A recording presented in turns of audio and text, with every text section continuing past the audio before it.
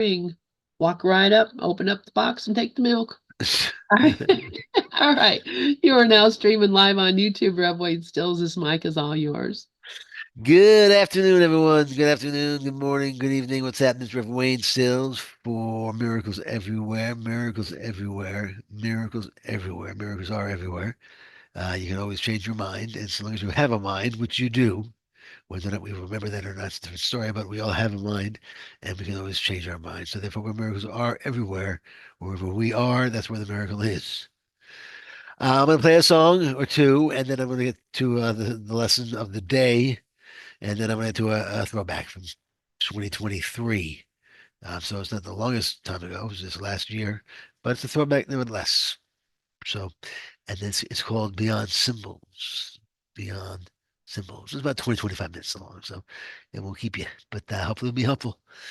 All right, so sit back, relax, take it easy, do whatever it is you do to relax, smoke them if you got them, so to speak. And this song is called Back to the Source by Osho.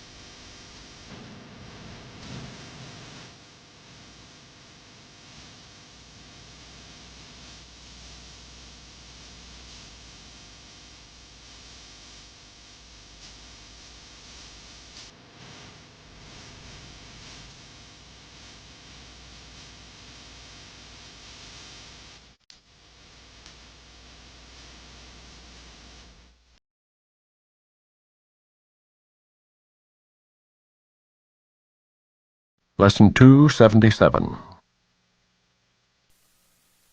Let me not bind your son with laws I made. Your son is free, my father. Let me not imagine I have bound him with the laws I made to rule the body. He is not subject to any laws I made by which I try to make the body more secure. He is not changed by what is changeable. He is not slave to any laws of time. He is as you created him, because he knows no law except the law of love. Let us not worship idols, nor believe in any law idolatry would make to hide the freedom of the Son of God. He is not bound except by his beliefs. Yet what he is far beyond his faith in slavery or freedom. He is free because he is his Father's Son, and he cannot be bound unless God's truth can lie, and God can will that he deceive himself.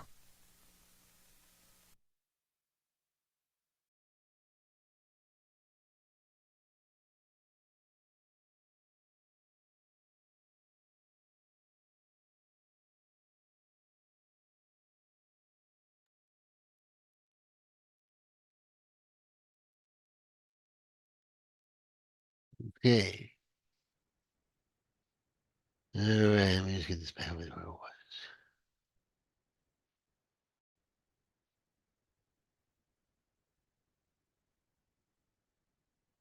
Okay, let me not bind your son with laws I made.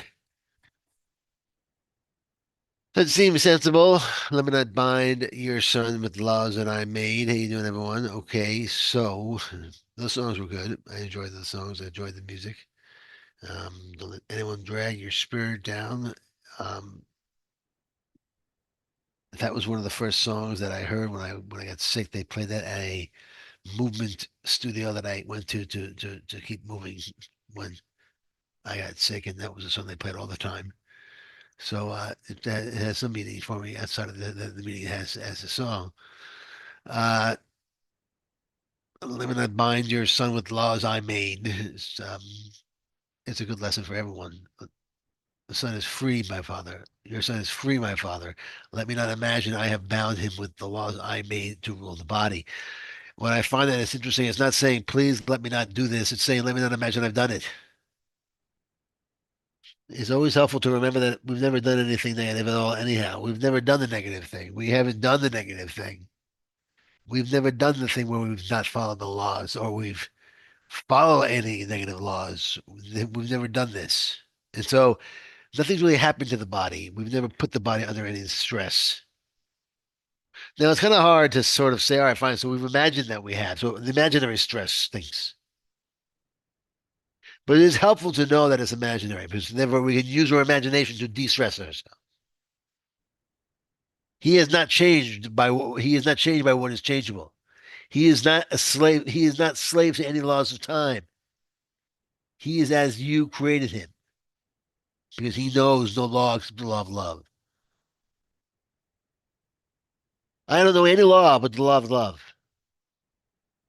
Any other thing that I'm spouting out besides the law of love, whether it be just in action or in words, it's not me spouting out anything, but it's the mortal or human mind that is pretending to be here. That's part of the story that I'm telling myself about myself that isn't really here. It's just a story, a part of a script that I'm indulging in. Idols. Let us not worship idols or believe in the law that idolatry would make to hide freedom of the Son of God. It's hiding what's really happening. As a just because we have a kingdom that's being built naturally and spontaneously, and no amount of ego and no amount of illusion is going to block the truth from being created or from being there and from our movement towards that truth. Nothing can knock us off the road, but it takes true perception to see it. He is free because he is his Father's son, and he cannot be bound unless God's truth can lie, and God can will that he deceive himself. And God can will that he deceive himself, which he cannot do. So really what this whole lesson is telling us is to let go of the idea that anything can possibly be wrong with you, or wrong with me, or wrong with any one of us. Let that go. The only reality here is Christ. The only reality here is that one divine road that's going straight to heaven. The one divine road that's already heaven. That's already peace. It's already what you are. You can already do, you're already doing what you want. One of the hardest reasons why, one of the most difficult reasons why we have a hard time waking up is because we are dreaming, therefore we are desiring, therefore we are wishing to have a hard time waking up. So consider this. We are desiring, therefore we are dreaming to have a hard time waking up. And then we are dreaming that we want to wake up. So we are dreaming that we want to stand up and sit down at the same time. We're dreaming that we want to wake up, but we don't want to wake up. We're dreaming that we're confused, so we're not really confused. But we're dreaming that we think we are. And since we're dreaming that we're confused, naturally we want to be clear. But it's hard to be clear when at the same time we want to be confused. Doesn't it sound like life normally? We want what we don't want. We go after what we don't want to go after. We know that what we're actually doing, we're doing, and we're being what we want to have, do, and be. Because that's the only thing we can do is have, do, be, and have, do, and be whatever we want to have, do, and be. We can't help that. Everything is a product of everything that we want.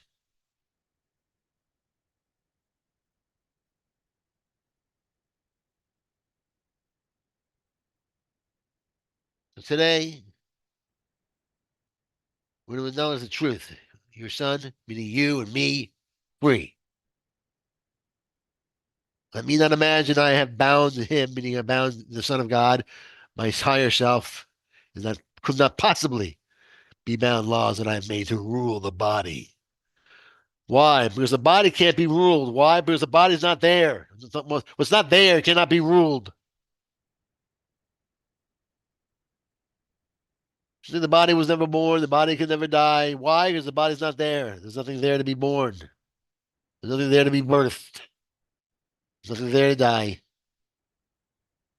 There's the belief in death. And beliefs don't come from the body. They come from the mind. They come from the lower mind, the human mind. They're from the ego mind. If true beliefs, you have, the lower beliefs. True perception is you have unforgiving perception.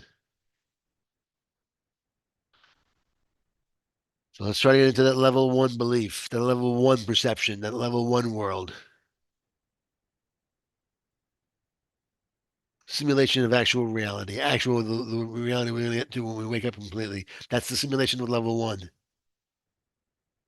Remember, you're going to get pulled out of there. That's the difference. You're going to get pulled out of there, but you stay there. You don't give up on yourself, on your higher self. If you want freedom, if you realize that you are freedom, that you are that love, that you are that peace, then all the lies in the world just slide off you. All it takes is for you to be aware of the truth. Nor believe in any law, idolatry would make you to hide freedom from the Son of God. Any law. Notice he says law. It's not really a law, is it? Idolatry has no laws, but it feels like one to us. It feels like a law. The law of competition. It feels like a law. The law of physicality feels like law. The law of physics feels like laws. Any law. The worship of ego or any variation of that would make too high from freedom of the Son of God. We will not believe it.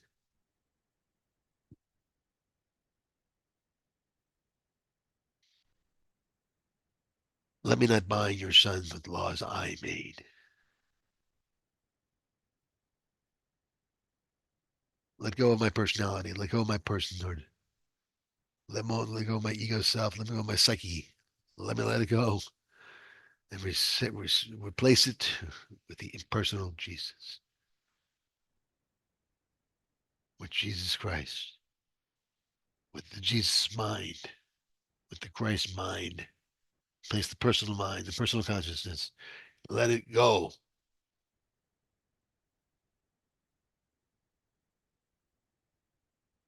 All right. Okay, that's enough at the beginning. That's enough of me, my little divine rant there for the lesson of the day, lesson 277. For those of you who want to do it, lesson 277, which I believe is the lesson of the day. This is where I am in the workbook. All right, so now I'm going to play a throwback. It's from 2023. I'm going to hope I can find it here. There it is. It's called Beyond Symbols. It's 21 minutes and 52 seconds. Beyond Symbols from the year 2023. And let me just make sure that. Yes, in December of 2023. So I haven't heard the whole thing. I heard part of it just to make sure that it came in clearly. And it seems to be coming in clearly enough. So hopefully you'll understand it. Okay, so again, sit back, relax, and this is Beyond Symbols. Hi there, how you doing? How are you? This is Rev Wayne Stills, and welcome to Miracles Everywhere. Miracles Everywhere. Miracles Everywhere. And it's good to be here. Glad to be here. Yes, sir. Alrighty then. Today I want to talk about, well, Course in Miracles is all about shifting your perception into something better than it was just a moment before you shifted it. It's about changing your perception about the world, changing your perception about yourself, changing your perception about other people. Not focusing so much on the form as on the content. The action is not as important as the vibe behind the action. As a matter of fact, you want to focus on the vibe and let the action take care of itself and proceeding from the vibe. You see, any action coming from love is going to be a good action. It's going to be action that is going to be is proceeding from it will be a positive action. Any action proceeding from a negative vibe will be a negative action. The external world is a product of an inner condition. It's not the other way around. The inner life is not a product of the world. There is no world outside of the inner projection of that world for you. Your experience is a product of your inner life. Nothing more and nothing less.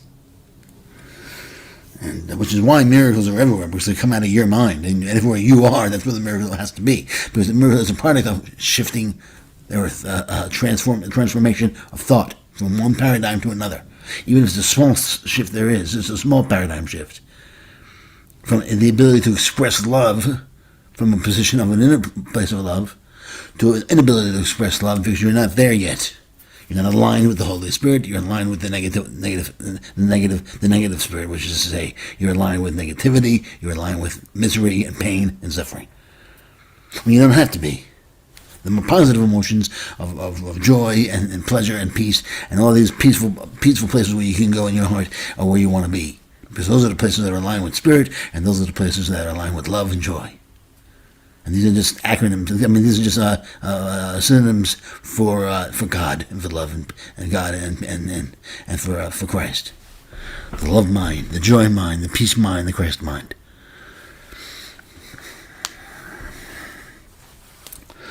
Okay,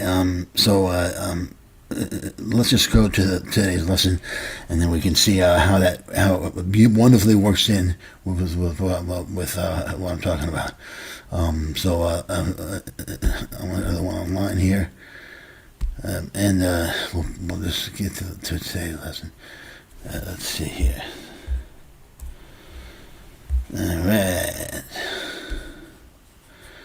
workbook for students. That's us. And it's lesson 350. All right, lesson 350. All right, so.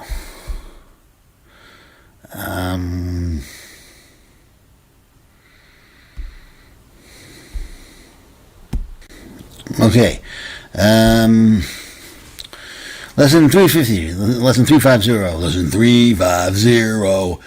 Miracles mirror God's eternal love. To offer them is to remember Him, and through His memory to save the world. Okay, so miracles mirror God's eternal love. To offer them is to remember Him.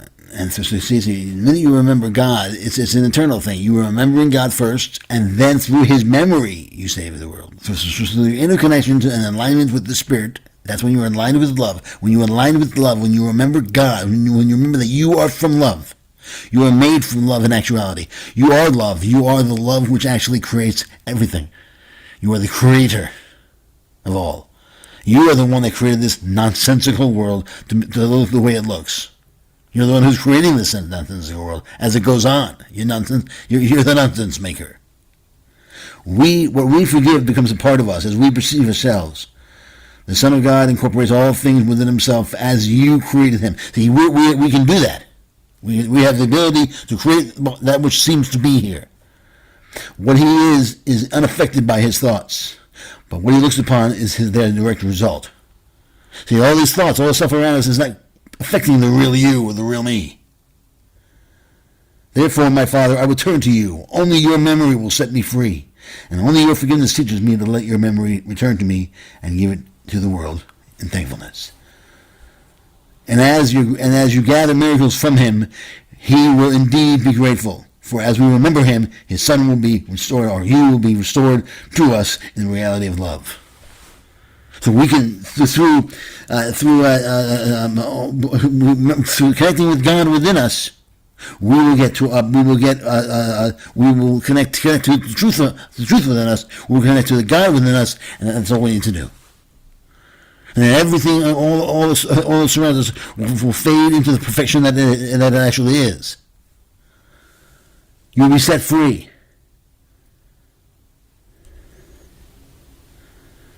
What you forgive becomes a part of you. When you forgive it, it dissolves into the love within yourself and to the love that's within everybody else. Because the love that's within everybody else is the same love that's within yourself. Miracles mirror God's eternal love. You become a reflection of God, which you already are, but you don't know it half the time. The other half of the time, when you know it, you know it. And when you know it, you're actually all the time in perfection.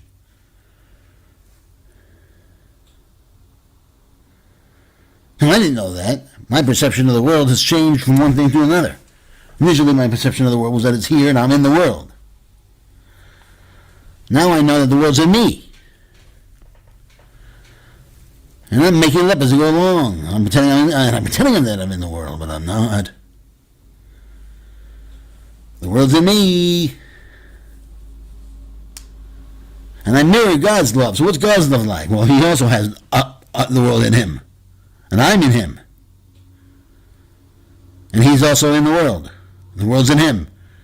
And God's in me and I'm in God. The Father's in me and the Son's in the Father.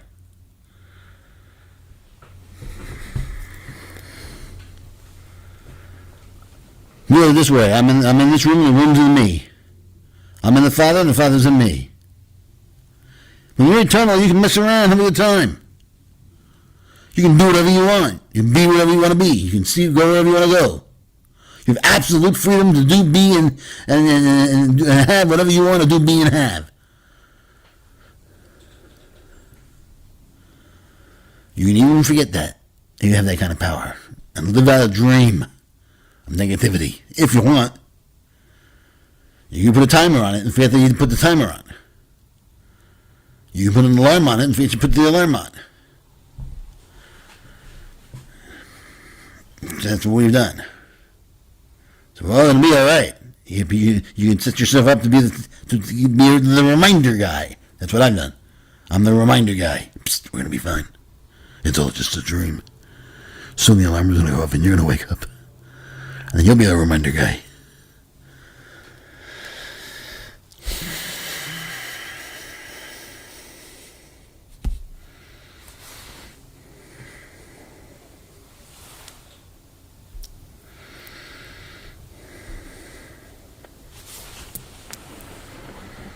So you want to, that's what you say to the world. You know the truth of the world itself, because you have to remember we're in the world, but we're not of the world. You don't know the truth of the world itself. You know the truth of the world within first, your inner life.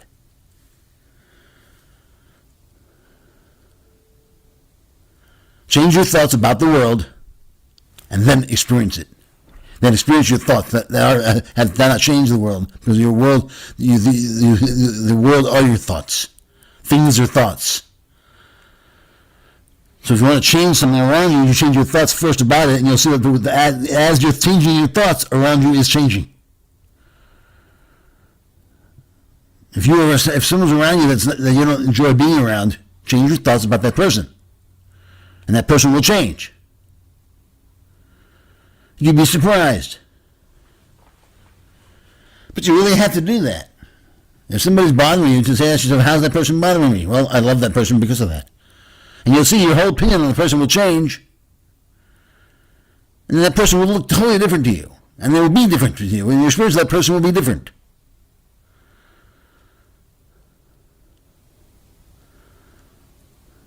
And that will be how that person will change. And now you're probably saying to me now, yeah, but that person really hasn't changed. I just been the one that I forced myself to change. That doesn't seem entirely fair, Rev. Just do it. It's very practical. Forgive the person for doing what they didn't do, and love the person because of what they did, what they seemed to do. Love the person because of what they didn't do. Love the person because of what they seemed to do. What do they seem to be doing once you love them? Because remember, you love them because of what they did. Then you say, well, what do they seem to do? Well, they seem to be, so-and-so seems to be in a bad mood all the time around the house. My kids, they seem to always be in bad moods or angry. I forgive them for not being for not doing that, for not being in bad moods, but I love them because they seem to be in bad moods. How does that make sense? Well, they're in a bad mood because that's how they're responding into toughness. That's their way of responding. That's the way of fighting the negativity in their life. That's how they're surviving. I can understand that.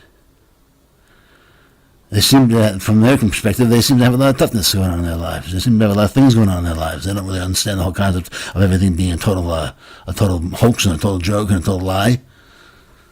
If they understood that, they'd be all right. I love them. I can love them easily for the way they're fighting so hard with their moods. They're like little babies that know no better than just to cry. You don't dislike them because of that. You love them for fighting the way they fight. Kids are like that. They fight with everything they got. With everything they know how. With all they know how. With all their education. They fight. People fight. People are always doing that. Fight with everything they got. It's better than if you don't know how not to do anything, but to sit there like a lump.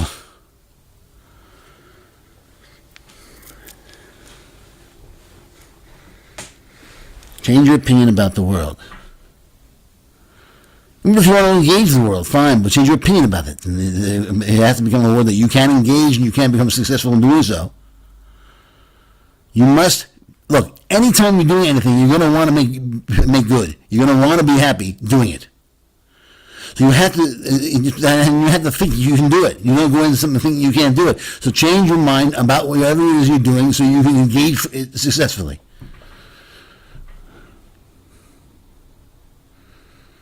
Remember, everything you're looking at is in your mind.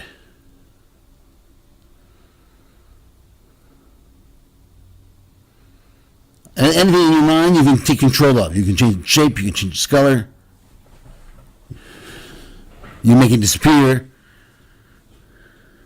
You make it bigger and smaller.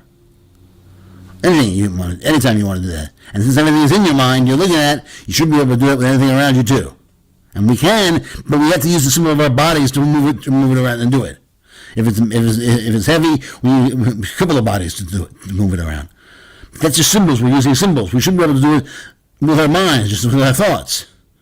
Because they are thoughts. We don't need people around to move the thoughts in our head. I don't need people, unless we have to figure thoughts out. Then we need other bodies to help us out. Like if I don't know a math problem's answer, if I don't know what 5,000, I need teachers to help me understand things. But I don't need, if I want to add 5 plus 5, I don't need help with that. But I might need help with 5 things that move 5 boxes, because those are symbolizing the 5 numbers. We need symbols to help us understand the realm of nothingness that perceives that we seems to us to be so abstract. We need the symbol of this body to represent the abstraction of who we really are. Do you get it? Because I barely do, but I do.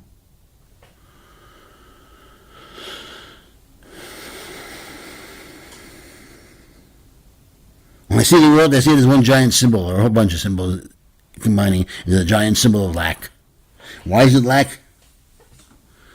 Because as I've said before, we should be able to do what we do in a nighttime dream all the time very easily. Instead of being placed from one part of our lives into another part of our lives, instead of getting older and wondering how we got there, how did I get here? Just like in a dream, you wind up from one place to another, and you say to yourself, whoa, how did I get here from there? 1 minute I'm over here, and the next minute I'm over here, from one dream to another. Same thing happens in this life. We went, how did I get here? 1 minute I'm young, the next minute I'm old. How did that happen? We want to wake up in the dream. Know that we're dreaming and take control of it. Have fun, engage it lucidly, consciously. And then when time's up, when we've had enough of that, when we've hit the 4th dimension, the 5th dimension, when we've hit these dimensions and we're done with it, and we've had nothing, we're bored with all of it, then God will wake us up. Then the highest power, when we're done with everything, then we'll naturally just wake up dissolve into the oneness that is. When we're ready to settle down, so to speak, we will settle down into the spiritual, seemingly the oblivion of God. I say seemingly because it's not. It's not oblivion at all. It's absolute knowingness, the knowingness of everything, absolute. You could almost say, since you become the only one, and I become the only one, it's absolute individuality. But it's absolute point of view. Only one point of view. And I've been there. I had this experience while I was sleeping one night. And I said during the dream, I just said, I just am. I just am. I just am. And whoosh, I panned out immediately. And I've been one with everything. I've been one with absolutely everything. And I had a point of view. My point of view was just that. It was a point of view. It was an absolute point of view, so it didn't particularly, the point of view wasn't particularly concerned with anything except for where it was. It was where it was. It was a point of view from a particular vantage point. And that vantage point simply was an infinite vantage point. It was an everything vantage point. I knew everything I knew every place from everywhere. I can get every place. But there was really no place. There was just where it was. I was just where it was. For a split second, I was everywhere. I knew everything there was to know. And since it was infinite, there wasn't anything to know. Everything was taken up by everything. Kind of hard to explain, I guess. It was deep revelation, which lasted for about a nanosecond. And then I woke up screaming. Go figure.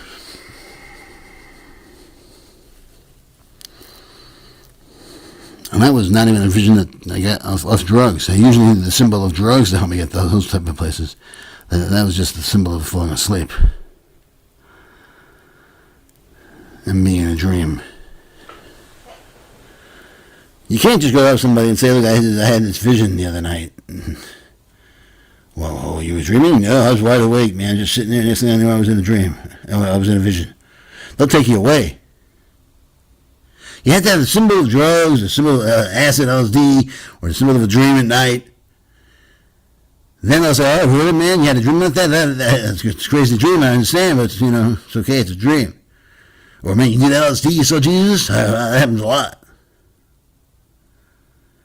You come over with someone and just I was hanging out the other day at work and I saw Jesus out of nowhere, they'll take you away.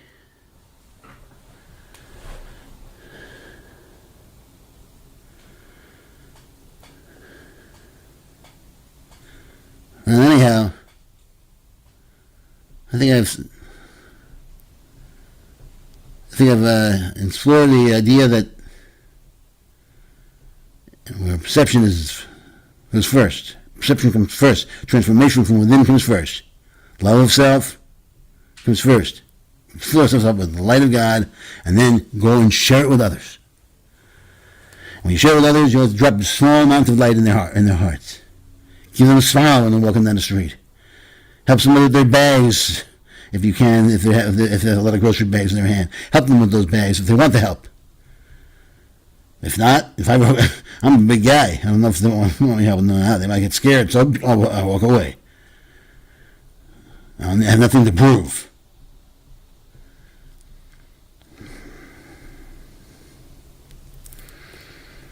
I know it's like to work in restaurants, and I used to see people, and I know what it's like if they said, "No, can we sit over there, please?" But over there, the waiter's really having a hard. He has too many tables. I know that. But you can't tell that person that. You can't tell the customer, I'm sorry, you can't sit there. The waiter has too many tables, and he won't be able to serve you very well. You'll have to sit here. You just can't say that to the customer. You have to be able to sit them where they want to sit, and the waiter has to take it on the chin. But I have, however, found a way to talk people into, well, actually, you don't want that table. Trust me, you just don't want that table. You sit over here, you get better service. You know, I say it secretly and quietly. Because I want to help out the waiter. And then I make sure they get better service. Everybody's happy. Win-win.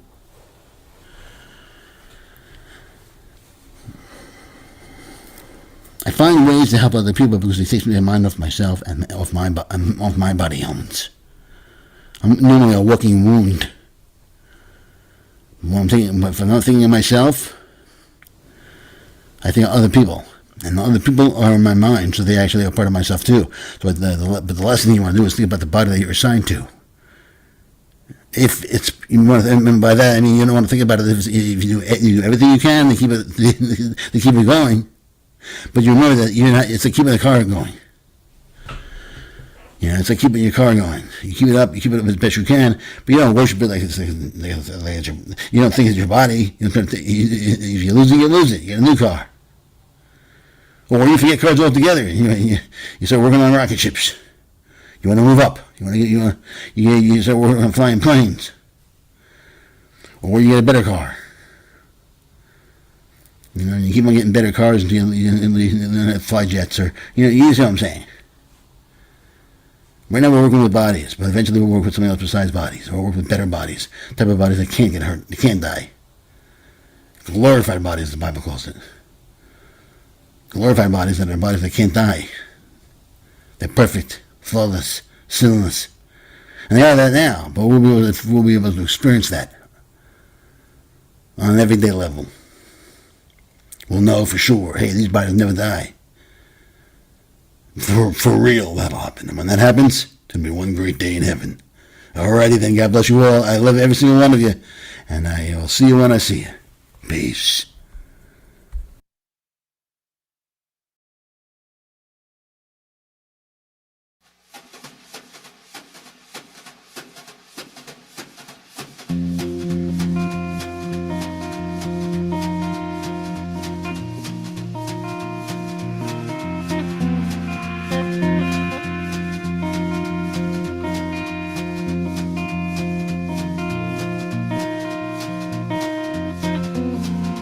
Take me down that red dirt road.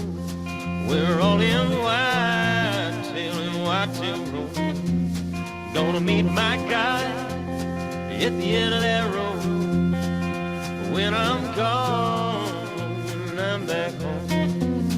When I was young, I met my God in a field of golden rye. I don't belong in a big cold town.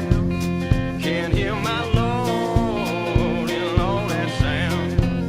But I've had my fill of concrete floors. We're on them highways roll.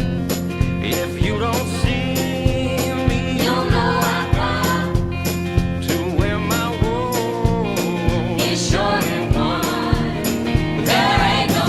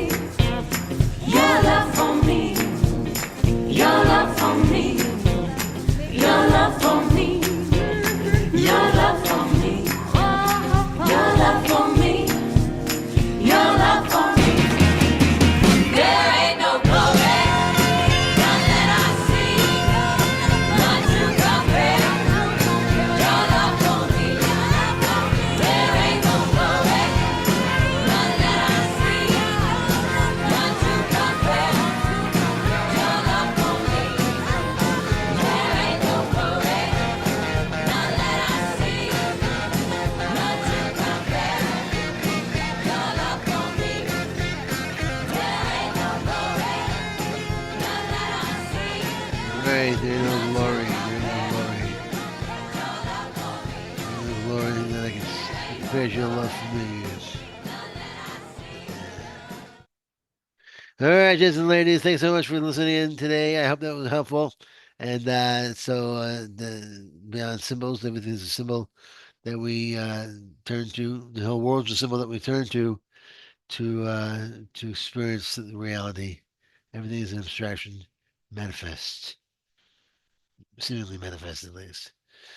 So that's that, ladies and gentlemen. Thanks so much, and I will see you all Monday for the In-Person Life with Lynn. And until then, peace. God bless.